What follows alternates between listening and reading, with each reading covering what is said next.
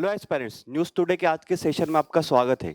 News today के आज के सेशन में हम 17 दिसंबर की हमारी जो महत्वपूर्ण खबरें रही हैं, उनके बारे में विस्तार से चर्चा करेंगे। तो चलिए सबसे पहले जान लेते हैं आज की हमारी प्रमुख खबरें कौन-सी है। आज की हमारी 4-5 मेन न्यूज़ है। सबसे पहला है विकसित भारत जी राम जी विधेयक लेके आया गया है। मनरेगा योजना जो है उसका नाम भी चेंज किया जा रहा है और उसमें कुछ परिवर्तन किए जा रहे हैं, उसके लिए ये विधेयक लेके आए, तो इसके बारे में हम लोग बात करेंगे। डब्ल्यूटीओ के समक्ष चुनौतियाँ क्या-क्या है, इसके बारे में बात करेंगे।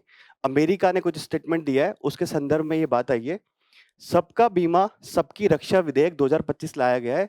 इसके माध्यम से भारत का जो बीमा क्षेत्र है, उसकी समृद्धि और विकास के कार्य किए जाएँगे। तो बात करेंगे कि इस विधेयक के प्रावधान क्या है। अगला बात करेंगे हम लोग शांति विधेयक 2025। देखिए ये जो विधेयक है शांति विधेयक, इसमें न्यूक्लियर एनर्जी जो है उसमें निजी क्षेत्र की भागीदारी को बढ़ाने की बात करी जा रही है। तो देखेंगे कि इस विधेयक के भी प्रावधान क्या है। अगला बात करेंगे हम लोग गैर संचारी रोगों और मानसिक स्वास्थ्य के लिए संयुक्त राष्ट्र महासभा ने एक घोषणा पत्र अपनाया है। उसके बारे में बात करेंगे, क्या है उस घोषणा पत्र में और क्यों नॉन कम्युनिकेबल डिजीज जो होती है वो उनको इरिडिकेट करना या उनको खत्म करना क्यों महत्वपूर्ण होता है। ठीक है, तो ये 5 न्यूज़ हमारी महत्वपूर्ण है आज की। साथ-साथ में हम लोग कुछ संक्षिप्त सुर्खियों की बात करेंगे जो कि हमारे प्रीलिम्स के लिहाज से महत्वपूर्ण होती है। मैत्री रिसर्च स्टेशन के बारे में बात करेंगे, अल्जाइमर रोग के बारे में बात करेंगे, एस्पायर योजना के बारे में बात करेंगे, ओमान की खाड़ी हाल ही में न्यूज़ में उसके बारे में बात करेंगे, गोलदार समिति की कुछ सिफारिशें आई हैं उनके बारे में बात करेंगे और एक हमारा सुर्खियों में रहा इस तरह जॉर्डन, क्योंकि हाल ही में भारत के प्रधानमंत्री जो है वो जॉर्डन की यात्रा पे गए थे, तो उसके बारे में कुछ बात करेंगे। तो चलिए शुरू करते हैं आज की हमारी पहली मुख्य खबर से। आज की हमारी पहली और सबसे इम्पोर्टेंट खबर मैं इसको कह सकता हूँ, प्री और मेंस दोनों के लिहाज से महत्वपूर्ण है। विकसित भारत जी राम जी विधेयक। देखिए ये विधेयक क्या है, 2005 में सरकार ने मनरेगा योजना जो शुरू करी थी उसका नाम था महात्मा गांधी राष्ट्रीय ग्रामीण रोजगार गारंटी अधिनियम। इसके तहत ये था कि जो अकुशल श्रमिक होते हैं उनको ग्रामीण क्षेत्रों में 100 दिन का गारंटीगत रोजगार प्रदान किया गया था। तो हाल ही में इस योजना में कुछ मूलभूत परिवर्तन किए गए हैं। साथ-साथ में इसका नाम चेंज करके जो 2047 में भारत विकसित बनने वाला है, उसकी अवधारणा के अनुरूप इसमें परिवर्तन किए गए हैं। तो इसका नाम रखा गया है विकसित भारत रोजगार एवं आजीविका के लिए गारंटी मिशन ग्रामीण, या जी राम जी इसको संक्षिप्त फॉर्म में बोला जा रहा है। ठीक है। अब इस विधेयक की जो एक बात है, जब ये विधेयक पारित हो जाएगा, देखिए अभी तो लोकसभा में आया है, राज्यसभा के पास जाएगा, हो सकता है संयुक्त समिति के पास भी जाए, ऐसे विपक्षी दल डिमांड कर रहे हैं। तो उसके बाद जो भी इसके प्रावधान रहेंगे, जब ये राष्ट्रपति साइन कर देंगे और ये अधिनियम बन जाएगा, तब ये बोला गया कि राज्य सरकारों को इसके अनुरूप, इस विधेयक या इस अधिनियम के अनुरूप 6 महीने के भीतर अपने यहाँ पर एक योजना अधिसूचित करनी होगी। तो जानते हैं कि ये जो विधेयक लाई है सरकार, इसमें क्या चीजें हैं और कैसे मनरेगा से डिफरेंट है। पहला इसमें है रोजगार की गारंटी। ये क्या है? देखिए जो मनरेगा योजना थी उसमें रोजगार की गारंटी रखी गई थी 100 दिनों की, कि 100 दिनों का आपको गारंटीकृत रोजगार मिलेगा अकुशल शारीरिक श्रम के लिए ग्रामीण क्षेत्रों में। परंतु अब उसको बढ़ाकर 125 दिन प्रति वित्त वर्ष कर दिया गया है। देखिए राज्य सरकारों के पास ऐसे ही वैसे भी पहले भी लचीलापन था कि बहुत सारे राज्य सरकारें 100 की जगह 125-150 दिन का मनरेगा के तहत रोजगार दिया करती थी। तो अब भारत सरकार ने ही बोल दिया है कि 125 दिन का मिनिमम देना है, उसके बाद आपके ऊपर है कि आप 150 दिन का देना चाह रहे हैं, 160 दिन का देना चाह रहे हैं। ठीक है।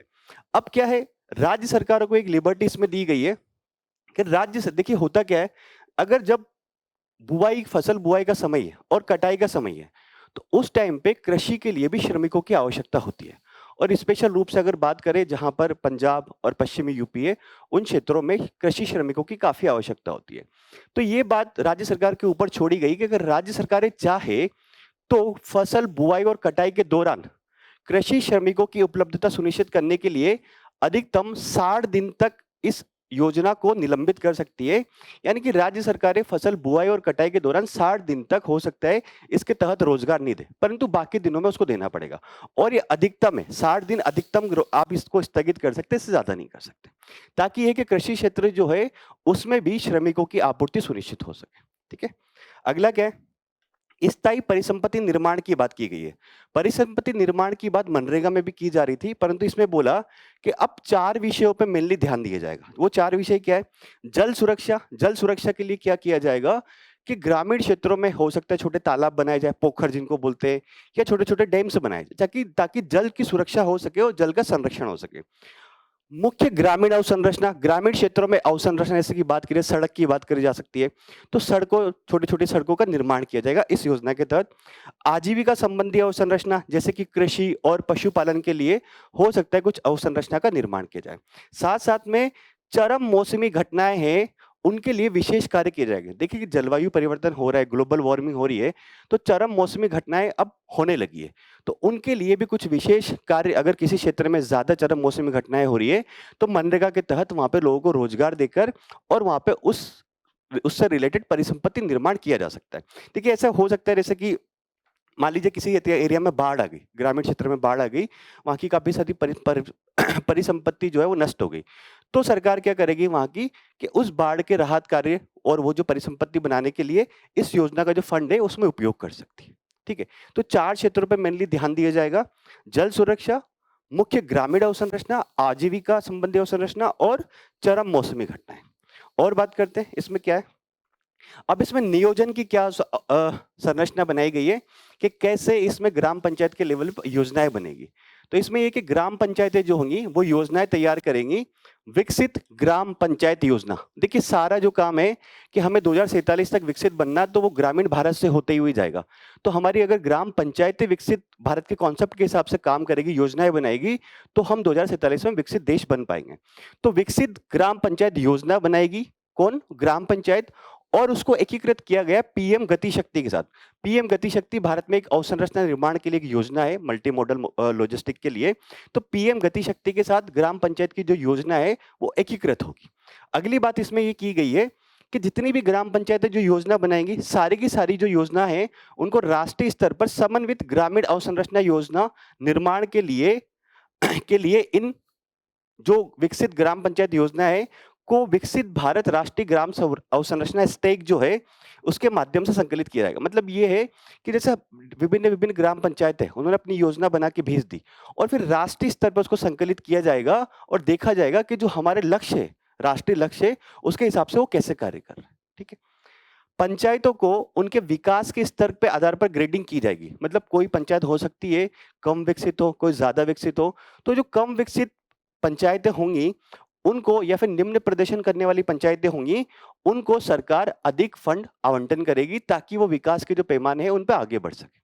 जैसे कि नीति आयोग ने आकांक्षी जिला कार्यक्रम चलाया था, आकांक्षी ब्लॉक कार्यक्रम चलाया था, उसी प्रकार के कि अगर कुछ पंचायतें हैं वो अगर विकास के मानकों पर नीचे हैं तो उनको अतिरिक्त धन दिया जाए ताकि वो विकास के मानक पे ऊपर उठ सके। ठीक है? तो ये इसकी नियोजन संरचना है। अब निरीक्षण के लिए क्या किया गया इसमें? संस्थागत निरीक्षण के लिए कुछ परिषदें बनाई गई। जैसे कि केंद्रीय और राज्य ग्रामीण रोजगार गारंटी परिषदें बनेगी।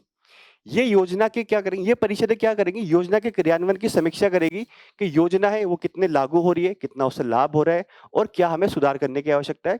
निगरानी करेगी और परामर्श देगी अगर कुछ चेंज करने होगी। तो जो परिषदें बनाई जाएगी उनका काम क्या होगा? कार्यक्रम की समीक्षा करना, निगरानी करना और परामर्श सुझाव देना। अगला ये राष्ट्रीय और राज्य स्तर पर संचालन समितियां बनाई जाएंगी जो कि संचालन का कार्य देखेगी। तो वो संचालन समितियां क्या देखेगी? वित्तीय आवंटन किस प्रकार से करना, विभिन्न मंत्रालयों के बीच में कोऑर्डिनेशन किस प्रकार से करना है और रणनीतिक निरीक्षण की सिफारिशें प्रदान करेगी। तो ग्रामीण रोजगार गारंटी परिषदें बनाई गई, इनका काम क्या होगा?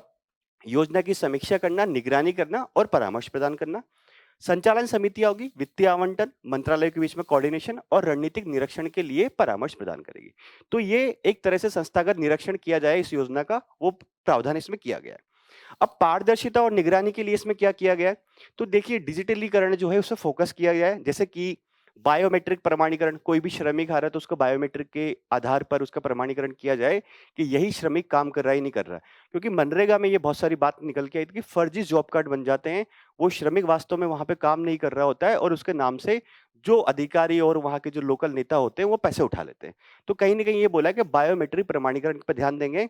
एआई सक्षम एनालिटिक्स, एआई की तो बात अब हर जगह की जा रही है, तो एआई बेस कुछ एनालिटिक्स प्रदान किया जाएगा कि ठीक है, अगर किसी ये श्रमिक कितने दिन आया, इसने कितना काम किया या फिर इस ग्राम पंचायत में कितना काम हुआ, तो एआई के आधार पर हम उस चीज को देख सक पाएंगे।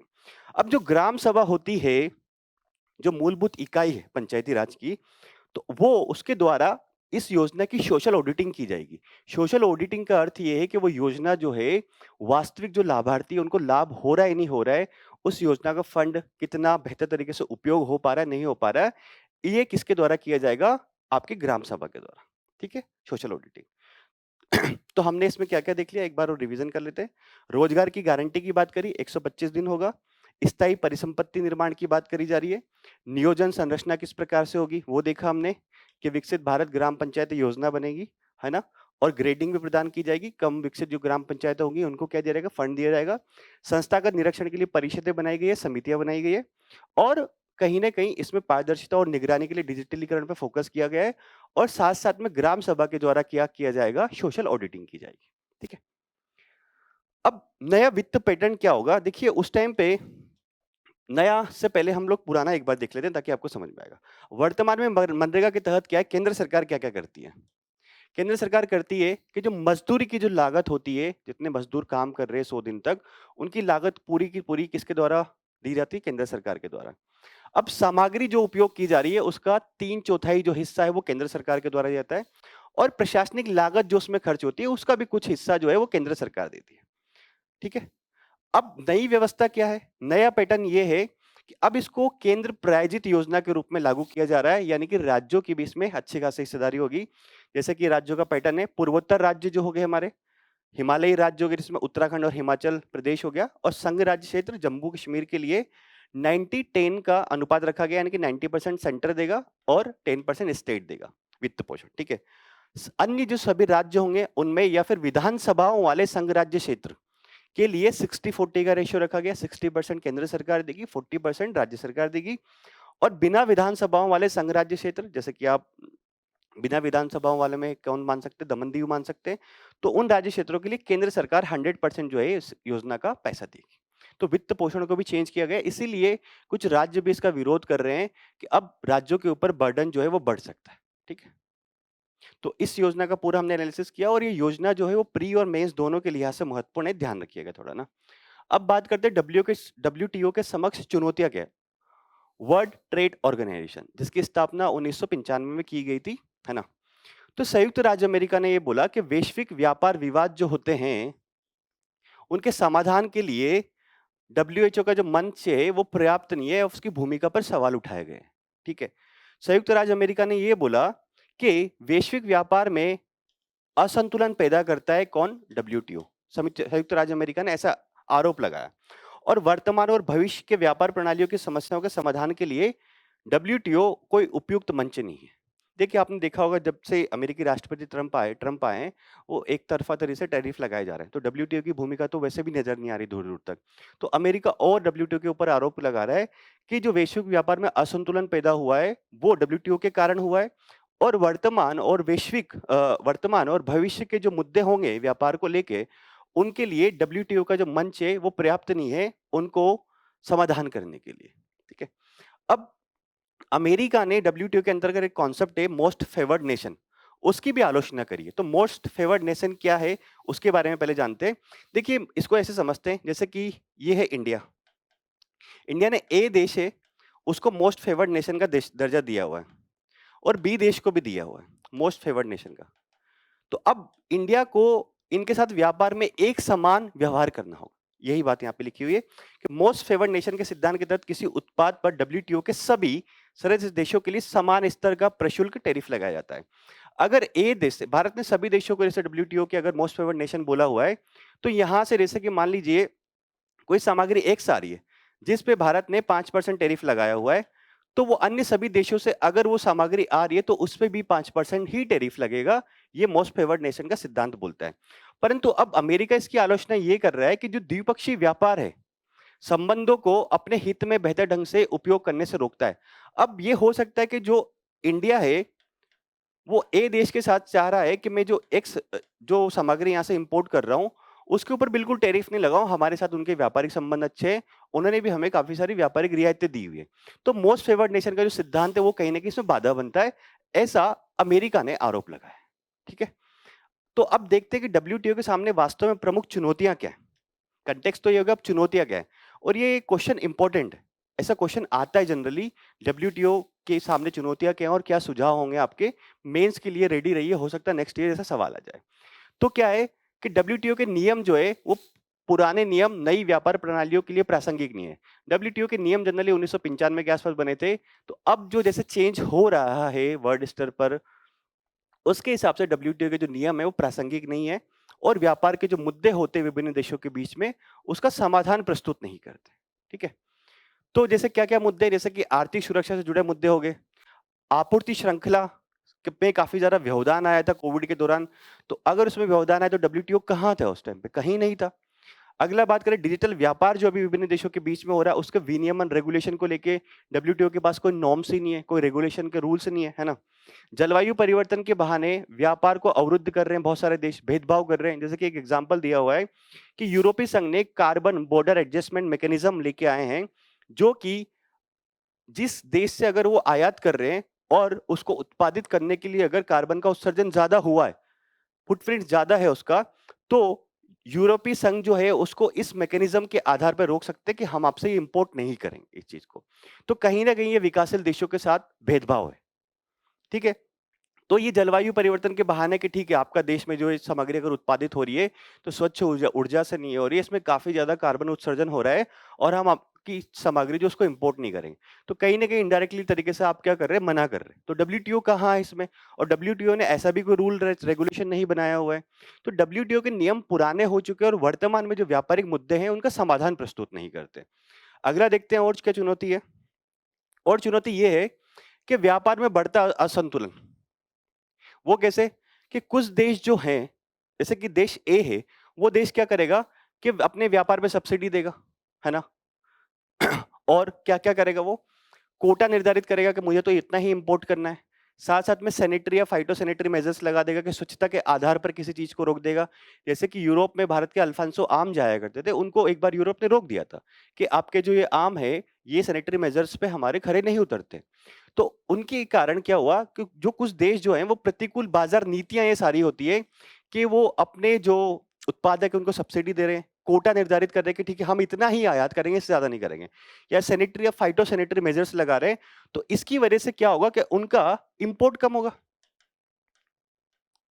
अब इंपोर्ट कम होगा तो क्या होगा, फिर उनके देश में अगर उस मांग चीज की मांग है, डिमांड है, तो उनके देश में उत्पादन होगा और वो देश फिर विनिर्माण में आगे निकल जाएंगे ऐसी प्रतिकूल बाजार नीतियों के कारण। और सेम चीन में हुआ। उदाहरण के लिए चीन में ऐसी ही बात हुई है कि चीन ने क्या किया, कई देशों को कुछ वस्तुओं की आपूर्ति के लिए, ये तो बात एग्जाम्पल बाद में देखेंगे, चीन ने यही किया कि चीन अपने यहाँ पर जो चीजें हैं उनको बहुत अलाउ नहीं करता है। भारत की जो आईटी इंडस्ट्री के बारे में हम इतनी बार बोलते हैं कि हमारी आईटी इंडस्ट्री को आपके लिए खोलिए, चाइना के बाजार के लिए, चाइना नहीं खोलता। भारत बोलता है कि हमारे कृषि उत्पादों के लिए आप अपना बाजार खोलिए, परंतु चाइना नहीं खोलता। तो चीन जो है उसका वर्चस्व हो गया है विनिर्माण प्रणाली में। इससे क्या हुआ कि बहुत सारे जो देश है वो चीन पर निर्भर हो गए। अब चीन पे अगर निर्भर हो गए तो फिर ऐसा हो सकता है अगर चीन के साथ कभी कुछ टसल हो तो हो सकता है कि इनकी आपूर्ति को बाधित करने का चीन जो है निर्णय ले ले। जैसे कि हाल ही में चिप की बात की जाती है। चिप के लिए एक क्रिटिकल मिनरल्स यूज किए जाते हैं, है ना। क्रिटिकल मिनरल्स के उत्पादन में लगभग अभी बात करी जाती है कि 90% प्लस हिस्सा जो है वो चाइना का है। और क्रिटिकल मिनरल्स जो है वर्तमान में जो इलेक्ट्रॉनिक्स या फिर रक्षा क्षेत्र के लिए जो भी प्रौद्योगिकियां होती है उनके लिए काफी काम आते हैं। तो क्रिटिकल मिनरल्स का उत्पादन चीन ज्यादा कर रहा है तो किसी देश को धमकी दे सकता है कि हम आपको क्रिटिकल मिनरल की आपूर्ति नहीं करेंगे। तो चाइना का कहीं ना कहीं एक तरह से उसमें वर्चस्व हो गया। अगला क्या है, विवाद निपटान संस्थाएं जो है डब्ल्यूटीओ की वो निष्क्रिय है, क्योंकि अमेरिका ने खुद उसमें क्या किया था, जो अधिकारियों की नियुक्ति होती है विवाद निपटान संस्थाओं में डब्ल्यूटीओ के, उसमें अधिकारियों की नियुक्ति नहीं होने दी अमेरिका ने। तो विवाद अगर दो देशों के बीच में विवाद हो रहा है किसी व्यापार को लेकर, तो डब्ल्यूटीओ के पास जाएगा। डब्ल्यूटीओ बोलेगा कि हमारा जो विवाद निपटान संस्थान है या जो हमने मैकेनिज्म बनाया है वो खुद ही ठप पड़ा हुआ है, हम आपके क्या विवादों का निपटारा करेंगे। तो ये भी डब्ल्यूटीओ के सामने चुनौती है। अगला क्या है? अगला है भू राजनीतिक तौर पर देशों का समूहों में विभाजन। ये कैसे हो रहा है कि अब जैसे क्या हो रहा है कि हाल ही में आर्थिक राष्ट्रवाद देखा जा रहा है। अमेरिकी राष्ट्रपति अमेरिका फर्स्ट की बात करते हैं, कंपनियों को धमकी दे रहे कि आप अमेरिका में आके उत्पादन कीजिए, आप अमेरिका में ही इन्वेस्टमेंट कीजिए, नहीं तो हम आपके खिलाफ कुछ प्रतिबंध लगाएंगे। तो आर्थिक राष्ट्रवाद हो रहा है, व्यापार युद्ध चल रहा है, विशेषकर अमेरिका और चीन के बीच में चल रहा है। भारत के साथ भी अमेरिका ने यही किया, भारत में 50% टैरिफ इंपोज किया हुआ है के कारण देशों की जो है, इन देशों के द्वारा संरक्षणवादी नीतियां लागू की जा रही है। अब संरक्षणवादी नीति अगर वैश्विक स्तर पर बढ़ रही है तो कहीं ना कहीं ये डब्ल्यूटीओ का जो ढांचा है वो कहाँ है? डब्ल्यूटीओ तो बात करता है कि हर देश को समान अधिकार मिलना चाहिए व्यापार करने का, इवन विकासशील देशों को, और एक तरह से विभेदीकृत तरीके से ज्यादा मौका मिलना चाहिए।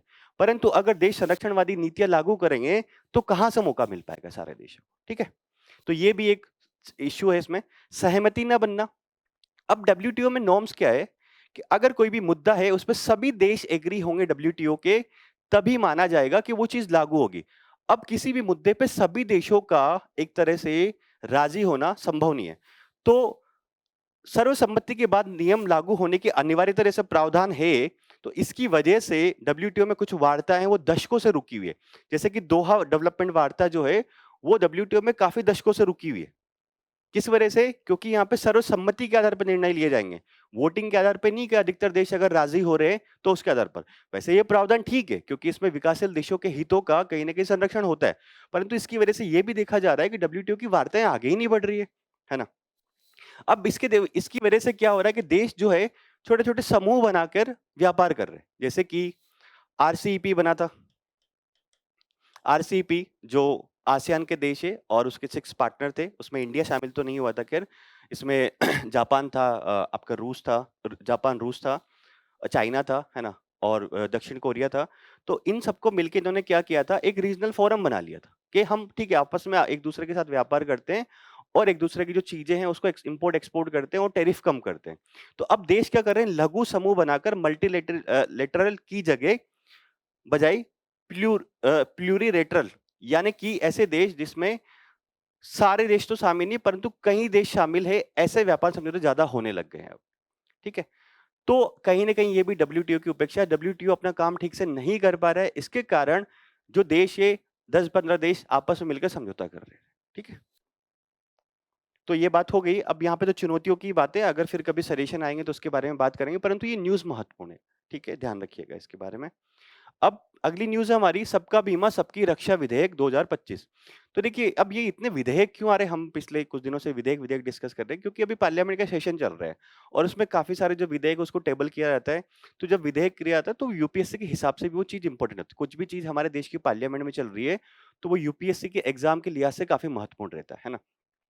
तो जो लोकसभा में हाल ही में सबका बीमा सबकी रक्षा बीमा संशोधन कानून जो है, संशोधन विधेयक लाया गया, इसके तहत 3 कानून इसमें संशोधन किया गया। एक तो बीमा अधिनियम है 1938 का, भारतीय जीवन बीमा अधिनियम 1956 का और भारतीय बीमा विनियामक एवं विकास प्राधिकरण अधिनियम 1999 का। इन तीनों में कुछ कुछ संशोधन किए हैं ताकि भारत का जो बीमा क्षेत्र है वो समृद्धि कर सके, विकास कर सके और जो पॉलिसी धारक होते हैं हमारे आपके जैसे लोग, उनके हितों का संरक्षण हो सके। ठीक है, तो देखते हैं इसके विधेयक के प्रावधान क्या है। अब इसके प्रावधानों की बात करें तो देखिए अब तक हमारे जो बीमा क्षेत्र था उसमें 74% एफडीआई की लिमिट रखी गई थी। अब उसको बढ़ाकर 74 से 100% एफडीआई की लिमिट कर दी है बीमा क्षेत्र में, यानी कि बाहरी कंपनी आकर 100% उसमें फॉरेन डायरेक्ट इन्वेस्टमेंट कर सकती है। अगली बात क्या है, पॉलिसी धारक शिक्षा और संरक्षण कोष की स्थापना। क्या दिख रहा है, कोष अगर स्थापित किया गया तो शिक्षा यानी कि जागरूकता के लिए, और अगर उनके हितों को कुछ नुकसान होता है तो उसके संरक्षण के लिए एक फंड बनाया गया, कोष बनाया गया। इस कोष का उपयोग किसके लिए, पॉलिसी धारकों के हितों की रक्षा के लिए और उन्हें जागरूक करने के लिए किया जाएगा। आपने बहुत सारे एड देखे होंगे, है ना, टीवी पे भी आते हैं और आपने अगर सोशल मीडिया पे भी देखे होंगे। एलआईसी जारी करती है या फिर जो बीमा कंपनी है वो जारी करती है कि आपके हितों को कैसे सुरक्षित किया जाता है, तो और ज्यादा एड हो सकता है बाय। अब ये जो फंड है इसका प्रशासन कौन देखेगा? जो रेगुलेटरी नियामक है बीमा क्षेत्र का, ईडा, वो ही देखेगा। ठीक है, ईडा मतलब यही है, भारतीय बीमा विनियामक एवं विकास प्राधिकरण जो है ये। अगला क्या है? हाँ, अब एक जो री इंश्योरर होते हैं, यानी कि देखिए री इंश्योरर का मतलब क्या है? जैसे कि मैं हूं, आपने एक बीमा कंपनी से, सब लोगों ने, हम लोगों ने ए बीमा कंपनी से क्या किया हुआ है? इंश्योरेंस किया हुआ है। अब ये बीमा कंपनी को अगर कुछ नुकसान हो गया तो इसकी भरपाई कौन करेगा? तो ये बीमा कंपनी बी से इंश्योरेंस कराती थी, तो ये जो बी कहलाएगा उसको री इंश्योरर बोलते हैं। इंश्योरर का इंश्योरेंस, जो हमारा इंश्योरर जैसे एलआईसी अपना बीमा करवा ले किसी के साथ, तो उसको क्या बोलेंगे? री इंश्योरर। तो अब ये बोला कि पहले क्या था कि हमने लिमिट बहुत ज्यादा रखी हुई थी कि जो री इंश्योरर बन सकता है उसके लिए हमने बोला था कि 5,000 करोड़ रुपए अगर उसके पास होंगे तभी वो री इंश्योरर बन सकता है। तो हमने बोला कि नहीं, एक काम करते हैं, इसको घटाकर 1,000 करोड़ कर देते हैं। तो अब क्या हो गया? और अधिक री इंश्योरर कंपनियां जो है वो आ सकेगी मार्केट। तो एक ये चेंज किया गया। अगला क्या है? अब जो ईडा है, ईडा ही है, ईडा जो है जो भी बीमा का विनियामक प्राधिकरण है, तो ये है कि अगर कोई गलत तरीकों का उपयोग करता है और लाभ लेता है तो सेबी के समान इसमें प्रवर्तन की शक्तियां होगी, यानी कि वो उस हिसाब से जांच कर सकेगा और उन पर जुर्माना और दंड भी लगा सकेगा। भारतीय जीवन बीमा निगम जो है एलआईसी, उसको और परिचालनात्मक शक्तियां दी गई है। उसको बोला कि ठीक है, आप अगर अपना ऑपरेशन मेंटेन करना चाहते हैं तो आपके पास और भी शक्तियां होंगी। जैसे कि इसमें एक बोला गया है कि अगर रीजनल कार्यालय खोलने हैं एलआईसी को, तो वो बिना सरकार की पूर्व अनुमति के खोल सकते हैं। ठीक है, ठीक है, तो इसमें इतने ही प्रावधान थे। एक तो 100% इसमें निवेश कर दिया, दूसरा किया कि पॉलिसी धारक शिक्षा और संरक्षण कोष की स्थापना की गई, और री इंश्योरर के जो लिमिट थी 5,000 से 1,000 कर दी, और आपके जीवन बीमा निगम जो है एलआईसी, उसको बोला गया कि आप जो है आपके पास अधिक परिचालनात्मक शक्तियां होंगी। ओके, अब क्या है? शांति विधेयक। ठीक है, तो इसका नाम क्या है पूरा? Sustainable harnessing and advancement of nuclear energy for transforming India विधेयक लाया गया है 2025। अब इसमें भी कुछ कानूनों में संशोधन किया गया है जो अब तक हमारे न्यूक्लियर एनर्जी क्षेत्र को देख रहे थे। तो इसके तहत ये बोला कि परमाणु ऊर्जा अधिनियम 1962 और परमाणु नुकसान के लिए सिविल दायित्व अधिनियम 2010, यानी कि अगर कोई नुकसान हो जाता है परमाणु ऑपरेटर से तो सिविल दायित्व उसका होगा, वो क्षतिपूर्ति देगा। इन दो कानूनों में संशोधन किया गया है और या इनको प्रतिस्थापित करके एक नया विधेयक लाया गया है। तो इस विधेयक के प्रावधान भी देख लेते हैं क्या क्या है। देखिए, प्रावधान ये है कि अब तक हमारा जो पूरा का पूरा परमाणु क्षेत्र था वो सरकार के नियंत्रण में था, तो अब इसको बोला कि गैर सरकारी संस्थाओं के लिए इसको हम लोग खोल रहे हैं। हमने 2047 तक एक लक्ष्य रखा हुआ है कि 100 गीगावाट का परमाणु ऊर्जा हम लोग उत्पादित करेंगे। तो अगर हम लोग इसको निजी क्षेत्र के लिए नहीं खोलेंगे तो फंड भी नहीं आएगा, टेक्नोलॉजी भी नहीं आएगी और बेहतर तरीके जल्दी जल्दी विकास नहीं हो पाएगा। तो कहीं ना कहीं हमने इसको गैर सरकारी संस्थाओं के लिए खोला। भारतीय निजी कंपनियों की भागीदारी, देखिए यहाँ पे ये थोड़ा सा ध्यान रखिए, भारतीय निजी कंपनियां, विदेशी निजी कंपनियां, भारतीय निजी कंपनियों की भागीदारी को प्रोत्साहित करेंगे। साथ साथ में अगर सरकार और निजी कंपनियों के बीच में कोई संयुक्त उद्यम है, यानी कि पीपीपी मॉडल पे हम परमाणु ऊर्जा का भारत के लिए आने वाले टाइम में विकास करेंगे। ओके, अगला है ऑपरेटर का राइट टू रिकोर्स। ये क्या है, क्यों इसमें चेंज किया गया है?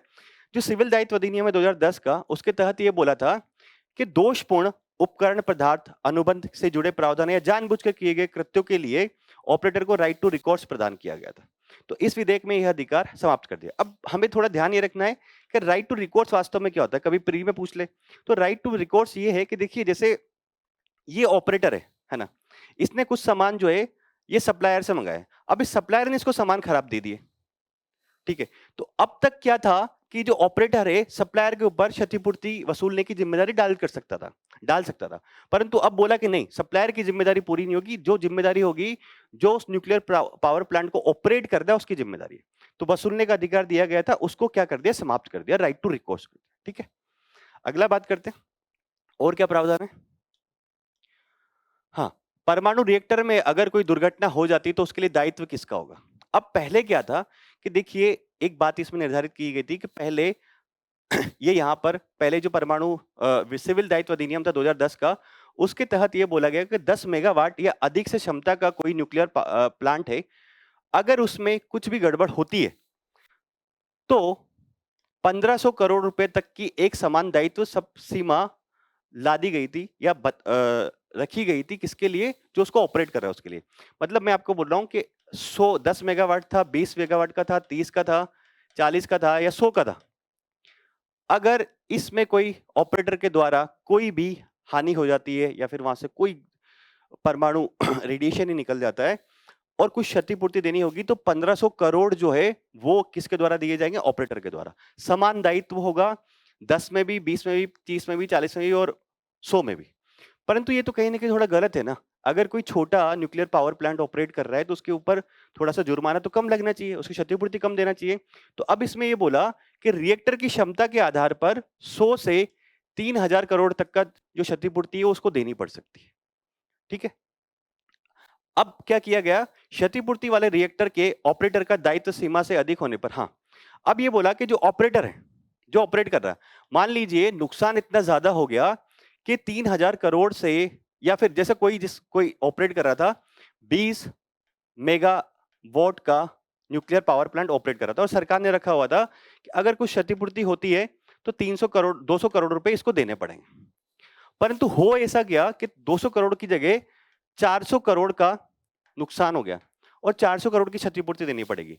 तो जो ऑपरेटर होगा वो तो 200 करोड़ के लिए ही लाइबल रहेगा, बाकी जो 200 करोड़ है वो कौन देगा? सरकार के द्वारा दिए जाएंगे। इसमें ये बात करी गई कि क्षतिपूर्ति वाले रिएक्टर के ऑपरेटर के दायित्व सीमा से अधिक होने पर शेष दायित्व जो है वो सरकार वहन करेगी और इसके लिए परमाणु दायित्व निधि जो है, न्यूक्लियर लाइबिलिटी फंड की स्थापना सरकार के द्वारा की जाएगी। ठीक है। तो इसमें क्या होगा? अब देखिए ये सब क्यों किया जा रहा है? क्योंकि जो ऑपरेट कर रहा है न्यूक्लियर पावर प्लांट को वो आगे आए और करे। अगर उसके ऊपर, अब उसको ये पता है कि मैं अगर मान लीजिए 20 मेगावाट का एक न्यूक्लियर पावर प्लांट चला रहा हूं, तो अगर कुछ भी हो जाता है तो मुझे मैक्सिमम 200 करोड़ देने पड़ेंगे। पहले तो 1500 करोड़ तक देने पड़ सकते थे, परंतु अब सरकार ने बोला कि 200 करोड़ तक देने पड़ेंगे। खर्चा 500 करोड़ का होगा तो 300 करोड़ अब सरकार देगी। तो इससे कहीं ना कहीं प्रोत्साहित होंगे जो नए ऑपरेटर है वो पावर प्लांट लगाने के लिए। ठीक है, न्यूक्लियर पावर प्लांट लगाने के लिए। नो फॉल्ट दायित्व ये क्या है? ये पहले की तरह व्यवस्था रखेगी। नो फॉल्ट दायित्व मतलब ये है कि दुर्घटना क्षति के लिए लापरवाही सिद्ध हुआ बिना भी, मतलब ये है कि अगर कोई दुर्घटना या क्षति हो गई, लगा कि कोई लापरवाही भी नहीं की गई ऑपरेटर के द्वारा, फिर भी अगर दुर्घटना हो गई तो भी जिम्मेदारी किसकी है? ऑपरेटर की ही होगी। ऑपरेटर ये नहीं बोल सकता कि मेरी तो इसमें कोई गलती नहीं थी, ये तो अपने आप हो गया या फिर ऐसा हो गया, कोई भूकंप आ गया उसकी वजह से हो गया। नहीं, लापरवाही सिद्ध हुए बिना भी ऑपरेटर के ऊपर ये जिम्मेदारी होगी। ठीक है। ऑपरेटर का दायित्व की राशि के बराबर बीमा कराने की अनिवार्यता से जुड़ा प्रावधान जारी रखा गया। मतलब ये है अब सेम बात जो मैंने आपको यहां बताई थी कि ऑपरेटर को यह बोला गया कि 200 करोड़ आपको देने पड़ेंगे अगर कोई परमाणु क्षति हो जाती है। तो अब इसमें प्रावधान एक और ये है कि जो ऑपरेटर होगा वो 200 करोड़ का बीमा करा के रखे पहले से। अब वो खुद भी पैसा कहां से लेके आएगा? 200 करोड़ का बीमा कराने की उसके पास अनिवार्यता होगी, उसको करवाना ही पड़ेगा। धीरे धीरे वो पॉलिसी की किस्त देता रहे और 200 करोड़ का बीमा करा ले। ठीक है। तो ये सारे प्रावधान इसके काम के हैं थोड़े ना। और क्या? क्षतिपूर्ति से जुड़े अधिकार क्षेत्र का विस्तार। अब इसमें क्या है? नए विधेयक के अनुसार, देखिए पहले उस विधेयक में क्या था कि अगर कोई क्षतिपूर्ति, जैसे ये भारत है, सॉरी भारत है ना, भारत के अंदर कोई परमाणु पावर प्लांट यहाँ पे लगा हुआ है, क्षतिपूर्ति होती है, मान लीजिए रेडिएशन जो है वो श्रीलंका तक पहुंच जाती है ना। तो पहले ये प्रावधान था कि जो भी क्षतिपूर्ति होगी उसका दायित्व भारत की सीमा के अंतर्गत ही रहेगा। परंतु अब श्रीलंका सरकार ये बोलती है कि जो रेडिएशन आई वो हमारे यहाँ पे भी आई है और हमारे लोगों को भी नुकसान हुआ है, हमें भी क्षतिपूर्ति चाहिए। तो अधिकार क्षेत्र का विस्तार किया गया। इसमें यह बोला गया कि भारत में हुई किसी परमाणु दुर्घटना से यदि किसी अन्य देश के क्षेत्र में भी परमाणु क्षति होती है तो कुछ निर्धारित क्षेत्रों के शर्तों के अधीन रहते हुए वहां के नुकसान के लिए भी क्षतिपूर्ति का प्रावधान किया गया है। जबकि 2010 का जो अधिनियम था उसमें केवल भारत की सीमा तक किया गया। ठीक है। परमाणु ऊर्जा विनियामक बोर्ड जो है, जो कि पूरा का पूरा हमारे परमाणु ऊर्जा को देखता है, अब उसको सांविधिक दर्जा दे दिया गया जो कि अब तक नहीं था। और ये भारत में ये संस्था जो होगी वो विकिरण यानी कि रेडिएशन और परमाणु ऊर्जा को सुरक्षित उपयोग किस प्रकार से किया जाए वो सुनिश्चित करेगा ये बोर्ड। तो प्रावधान इसके सारे इंपॉर्टेंट है, एक बार और थोड़ा सा देख लेते हैं। अच्छा, अभी एक और बचा हुआ है। अगला क्या? अगला है परमाणु ऊर्जा प्रतितोष सलाहकार परिषद, atomic energy redressal advisory council, केंद्र सरकार या एईआरबी क्या था? एईआरबी है परमाणु ऊर्जा विनियामक बोर्ड। केंद्र सरकार या एईआरबी के निर्णयों के विरुद्ध अपील सुनने की स्थापना किसके द्वारा? अगर परमाणु ऊर्जा बोर्ड कुछ निर्णय देता है तो ये जो है उसकी अपील सुनेगा कौन? परमाणु ऊर्जा प्रतितोष सलाहकार या कि फिर रिड्रेसल एडवाइजरी काउंसिल। परंतु अगर इसके खिलाफ कोई निर्णय देखना है तो फिर विद्युत अपीलीय अधिकरण जो है हमारा, appellate tribunal for the electricity, वो देखेगा। मतलब पहले परमाणु ऊर्जा बोर्ड के खिलाफ देखेगा परिषद, फिर परिषद कहां से आएगी? आपकी विद्युत अपीलीय अधिकरण। ठीक है, एक बार थोड़ा सा इसका और देख लेते हैं सरसरी निगाह से।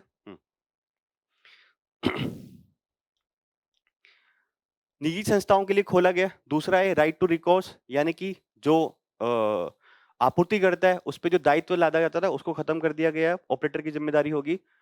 परमाणु दुर्घटना के लिए पहले 1500 करोड़ थे, अब 100 करोड़ से 3000 करोड़ तक की सीमा बनाई गई है। वो जो पावर न्यूक्लियर पावर प्लांट है वो कितना बड़ा है उसके हिसाब से, अगर उससे ज्यादा की क्षति नुकसान होता है तो फिर सरकार नुकसान देगी, उसके लिए कोष भी बनाएगी। और नो फॉल्ट दायित्व को बनाए रखा गया, यानी कि अगर ऑपरेटर की के जानबूझ के नहीं किया गया, गलती से हो गया, फिर भी उसका दायित्व माना जाएगा कि वही होगा। क्षतिपूर्ति का अधिकार क्षेत्र, अगर किसी अन्य देश के क्षेत्र को भी नुकसान होता है तो कुछ शर्तों के अधीन उसमें क्षतिपूर्ति का प्रावधान किया गया है। और परमाणु ऊर्जा नियामक बोर्ड जो है उसको सांविधिक दर्जा दे दिया गया है।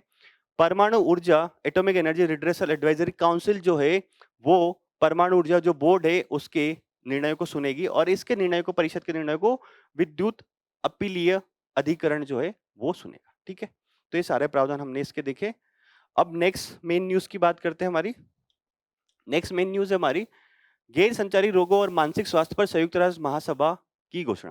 देखिए, नॉन कम्युनिकेबल डिजीज जो है वो आजकल बहुत बढ़ रही है। इवन भारत में जब भी रिपोर्ट आती है तो 60% से प्लस भारत में नॉन कम्युनिकेबल डिजीज से मौतें हो रही हैं। और मानसिक स्वास्थ्य की समस्या भी धीरे धीरे बढ़ रही है। आप खुद ही अपने आसपास भी देख सकते हैं, हम भी कहीं ना कहीं अभी जो मानसिक स्वास्थ्य की समस्या से हर कोई किसी न किसी मात्रा में जूझ रहा है। तो इस संयुक्त राष्ट्र महासभा का जो 18वीं संयुक्त राष्ट्र 80वीं संयुक्त राष्ट्र महासभा थी, उसने इन दोनों को लेकर एक प्रावधान या फिर उसको बोले कि घोषणा पत्र पारित किया गया और 2030 के लिए कुछ विशेष लक्ष्य निर्धारित किए गए। तो सबसे पहले थोड़ा सा ये देख लेते हैं कि नॉन कम्युनिकेबल डिजीज वास्तव में होती क्या है।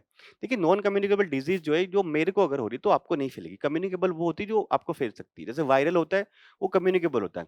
नॉन कम्युनिकेबल यानी कि मधुमेह हो गया, कैंसर हो गया, मोटापा हो गया इत्यादि जो शहरी क्षेत्र या फिर आधुनिक जीवन शैली से संबंधित बीमारियां मानी जाती है, वो नॉन कम्युनिकेबल डिजीज होती है और ये बहुत ज्यादा बढ़ रही है। तो इसी को लेकर संयुक्त राष्ट्र महासभा ने और मानसिक स्वास्थ्य को लेकर एक प्रस्ताव या फिर घोषणा पत्र लेके आए हैं। तो घोषणा पत्र के लक्ष्य क्या रखेंगे वो आखिरी में देख लेंगे, पहले घोषणा पत्र के प्रमुख बिंदु देखते हैं। तो विस्तारित दायरा ये क्या है?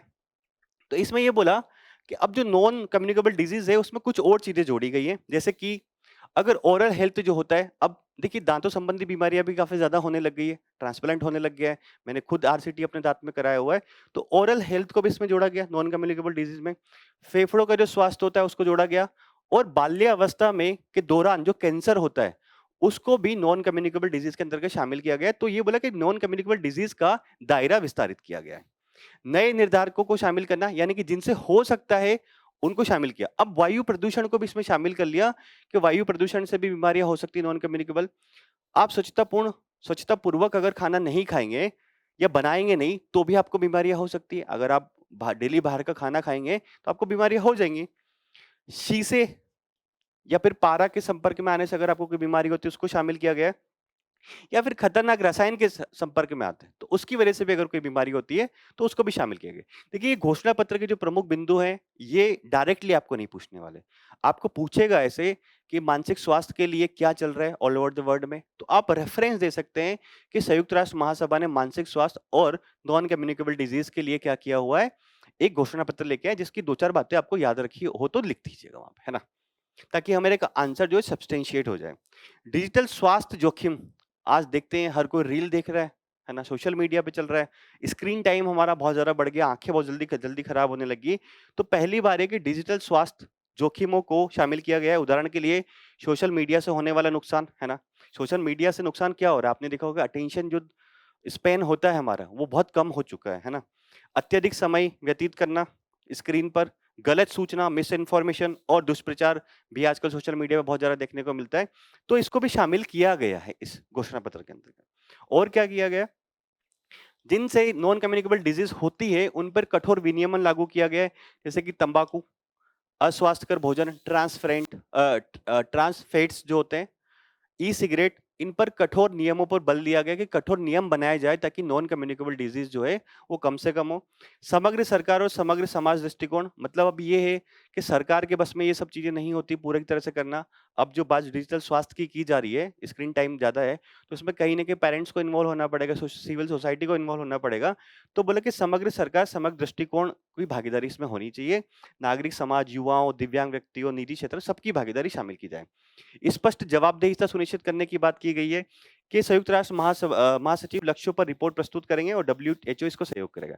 मतलब अब ये जो बनाया गया है, इसमें जो लक्ष्य निर्धारित किया गया है, हो सकता है जब 21वीं असेंबली हो यूनाइटेड नेशंस की, तो उसमें जो संयुक्त राष्ट्र के महासचिव वो रिपोर्ट प्रस्तुत करें और उस रिपोर्ट को बनाने में डब्ल्यूएचओ जो है उनकी सहायता करेगा। ठीक है, नेक्स्ट देखते हैं। तो अब इस घोषणा पत्र का महत्व क्या है?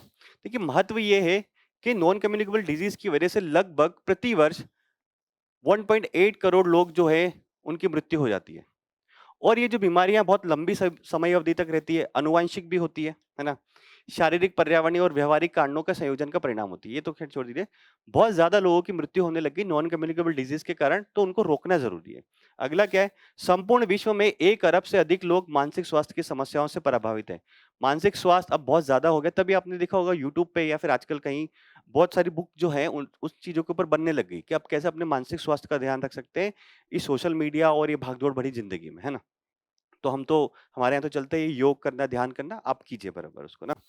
नॉन कम्युनिकेबल डिजीज और मानसिक स्वास्थ्य विकार दोनों ही सामान्य और रोके जा सकने वाले कारकों से प्रेरित होते हैं।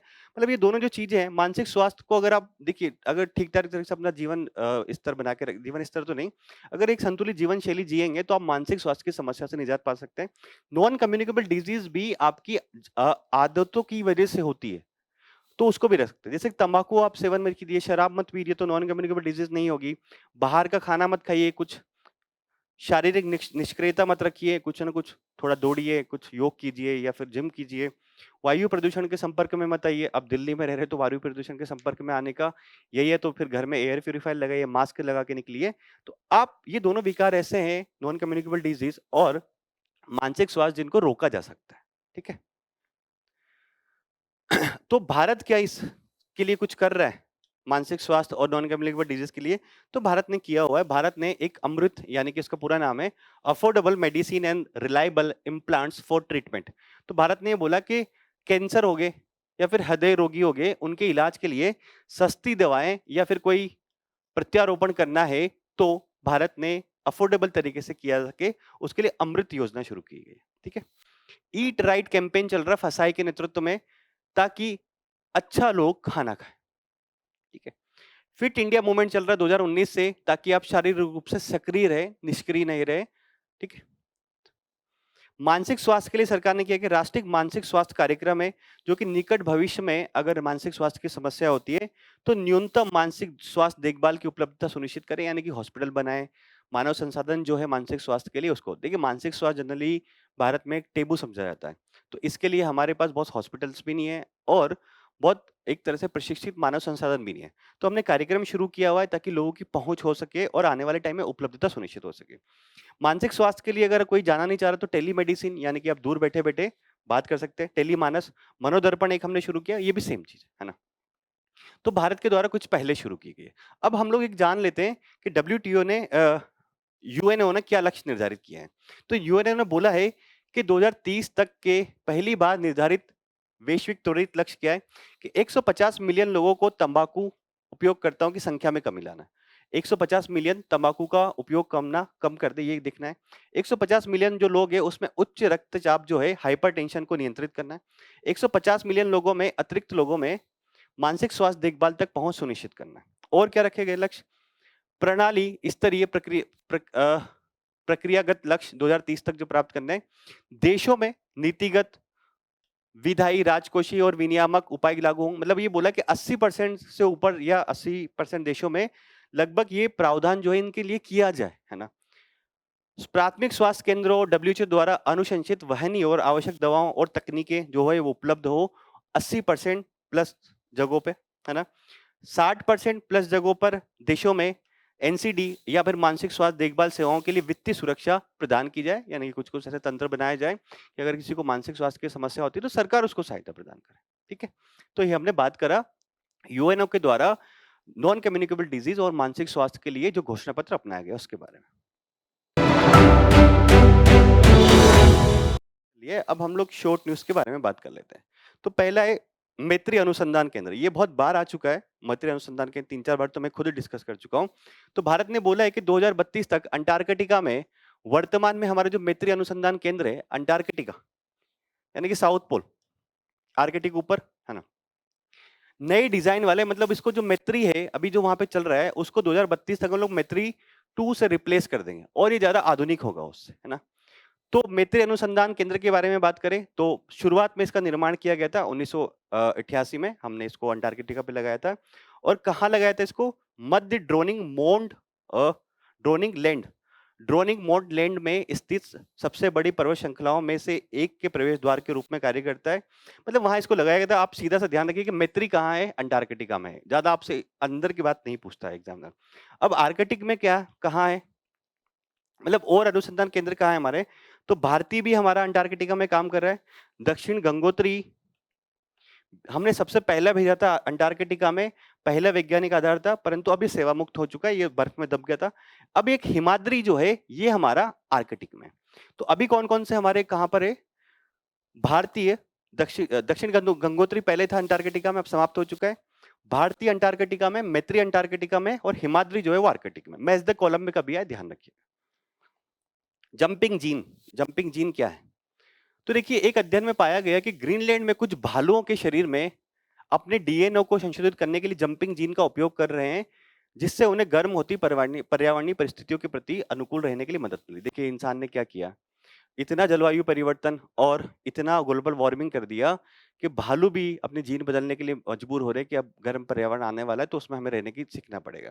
तो जंपिंग जीन क्या है, या फिर इसको बोलते हैं ट्रांसपोजोन या फिर ट्रांसपोजेबल तत्वों के बारे में। ये क्या है?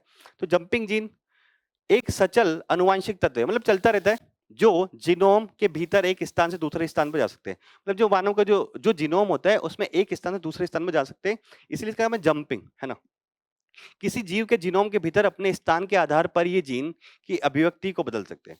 मतलब किसी जीन, देखिए जैसे मान लीजिए आपका जीनोम ये है ना, तो जंपिंग जीन अगर यहाँ पर है, यहाँ यहाँ यहाँ, तो अपने स्थान के आधार पर जीन की जो अभिव्यक्ति होती है इस पूरे जीन के जीनोम की, उसको बदल सकते हैं। अगर ये यहाँ पर है तो उसकी अभिव्यक्ति कुछ होगी, वहां होगी तो कुछ अभिव्यक्ति कुछ और होगी। तो यही जो भालू है ये यही कर रहे हैं, अपने जो जंपिंग जीन है उसको चेंज कर रहे हैं, उसकी अवस्थिति को चेंज कर रहे हैं। इसकी खोज की बात करी जाए तो इसकी खोज जो है बारबरा मैकक्लिंटॉक, हाँ ठीक है, मैकक्लिंटॉक ठीक, द्वारा की गई थी। ऐसे नाम है, क्या करें। उन्होंने इस कार्य के लिए 1983 में नोबेल पुरस्कार से सम्मानित किया है। ये जंपिंग जीन की जिसने खोज करी थी बारबरा मैकक्लिंटॉक, उनको 1983 में इसकी खोज के लिए नोबेल पुरस्कार भी मिल चुका है।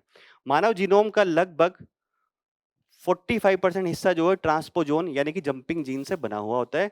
तो अगर आपके भी जंपिंग जीन अगर वो चेंज करते हैं तो हो सकता है आपकी भी प्रवृत्तियां चेंज हो जाए जीन की। तो जंपिंग जीन के बारे में थोड़ी सी बात ध्यान रखिए। अल्जाइमर रोग सिंपल सा है, क्या हुआ है, institute of nano science and technology Mohali के शोधकर्ताओं ने अल्जाइमर रोग के लिए एक बहुक्रियाशील चिकित्सा विकसित करने हेतु नैनो प्रौद्योगिकी, आणविक जीन विज्ञान और कंप्यूटेशनल मॉडलिंग को किया। हम तो देखते हैं अल्जाइमर रोग क्या होता है, ये मस्तिष्क की बीमारी है। एक ये सबसे महत्वपूर्ण बात है कि मस्तिष्क की है।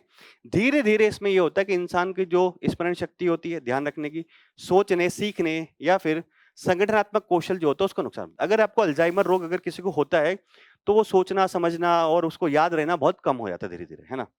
और यह डेमेंशिया का सबसे सामान्य कारण है। ठीक है, कारण क्या होता है इसका, कि मस्तिष्क में प्रोटीन विशेष रूप से एमाइलाइड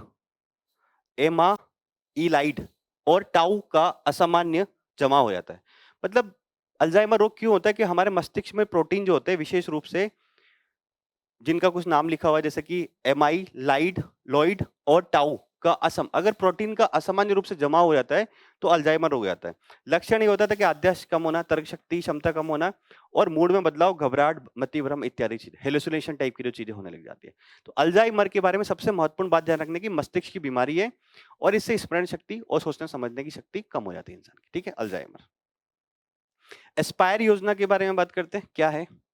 देखिए, देश भर में नवाचार, इसका पूरा नाम दिया हुआ है, नवाचार, ग्रामीण उद्योग और उद्यमिता को प्रोत्साहन करने हेतु योजना, a scheme for the promotion of innovation, rural industry and entrepreneurship के तहत 100 से अधिक आजीविका व्यवसाय इंक्यूबेटर्स को मंजूरी दी गई। तो योजना के बारे में देखते हैं, योजना क्या है? एस्पायर योजना।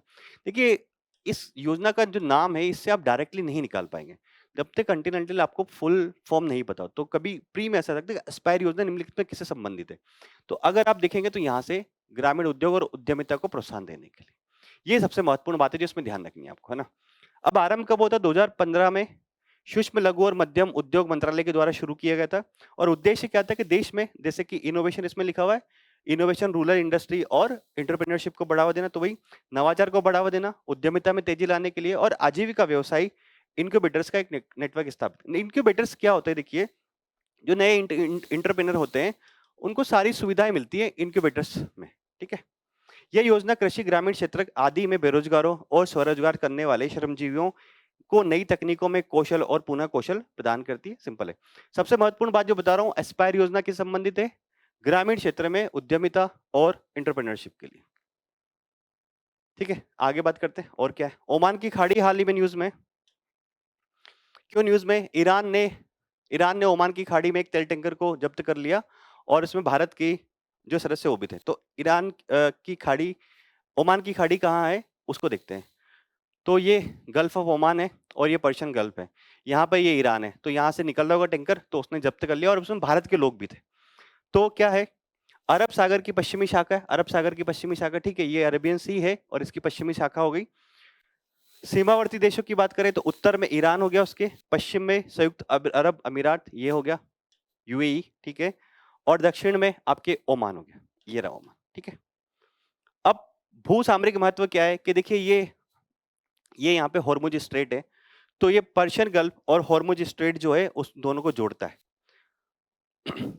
या फिर अरब सागर को पर्शियन गल्फ से जोड़ता है, गल्फ ऑफ ओमान। ठीक है, अरब सागर को हॉर्मुज जलमंडल से और आगे फारस की खाड़ी से जोड़ता है। यानी कि ये जो है गल्फ ऑफ ओमान में यहाँ कोई आएगा, फिर ये स्ट्रेट ऑफ हॉर्मुज है और फिर यहाँ पे पर्शियन गल्फ में चला जाएगा। ठीक है, तो इसके बारे में ध्यान रखिएगा, ये तो बहुत इंपॉर्टेंट है। देखिए, ये जो पूरा क्षेत्र है, ये आपके जो होते हैं प्लेसेस इन न्यूज, उसके लिए बहुत काम का होता है, क्योंकि यहाँ पे कुछ ना कुछ चलता ही रहता है। अपाचे हेलीकॉप्टर, सिंपल सी बात है, हमने अमेरिका से अपाचे हेलीकॉप्टर खरीदे और उनका जो अंतिम खेप थी, बेस था, वो प्राप्त हो गया है। तो अपाचे हेलीकॉप्टर, इसका पूरा नाम क्या है? AH-64E अपाचे हेलीकॉप्टर कहां से आ रहे हैं? अमेरिका से। एक पूर्णतः एकीकृत हथियार प्रणाली है। इसे सटीक रूप से लक्ष्य साधने, स्थिति की जानकारी रखने और नेटवर्क आधारित संचालन करने के लिए अनुकूलित किया गया है। अब विशेषताएं क्या है? देखिए, जनरली ऐसा यूपीएससी में पूछा नहीं जाता कि उन्नत सेंसर है, लक्ष्यीकरण प्रणाली है, मानव रहित विमान है, क्योंकि यूपीएससी अब ये थोड़ी पूछेगा आपसे कि उस हेलीकॉप्टर के अंदर घुस के देखो कि सारी सारी चीजें क्या है। तो इतना ध्यान रखिए कि अमेरिका से हमने अपाचे हेलीकॉप्टर खरीदे हैं ताकि हमारी जो सेना है उसकी परिचालन क्षमता और बढ़ सके, और अगर वो स्ट्राइक करने जा रही तो और बेहतर तरीके से कर सके। अब है एक समिति है, बड़ा नाम इंटरेस्टिंग है, गोल्डर समिति की सिफारिश है। तो गोल्डर समिति पहले तो किसके लिए बनी थी देखते हैं। तो मॉस्पी ने बनाया था इसको, सांख्यिकी एवं कार्यक्रम कार्यान्वयन मंत्रालय ने व्यय पद्धति का उपयोग करके जीडीपी संकलन में पद्धतिगत परिवर्तनों का दूसरा चर्चा पत्र जारी किया है। ये बदलाव, मतलब ये समिति ने कुछ सिफारिशें दी थी, तो फिर मॉस्पी जो हमारी मिनिस्ट्री है उसने एक पर्चा जारी किया कि हम जीडीपी के जो चीजें हैं, उसका कैलकुलेशन का तरीका है या फिर बेस ईयर, उसमें चेंज करना चाहते हैं। तो एक चर्चा पत्र जारी किया है ना। तो अब ये जो बीएन गोल्डर की अध्यक्षता वाली समिति है, इसने क्या सिफारिशें करी ये देखते हैं। तो सबसे पहले आपको ये ध्यान रखना है कि बीएन गोल्डर की अध्यक्षता वाली जो समिति है वो किससे संबंधित थी? तो राष्ट्रीय लेखा सांख्यिकी में जो परिवर्तन है उसके सलाहकार के लिए इसको बनाया गया था। अब समिति की सिफारिशें क्या है?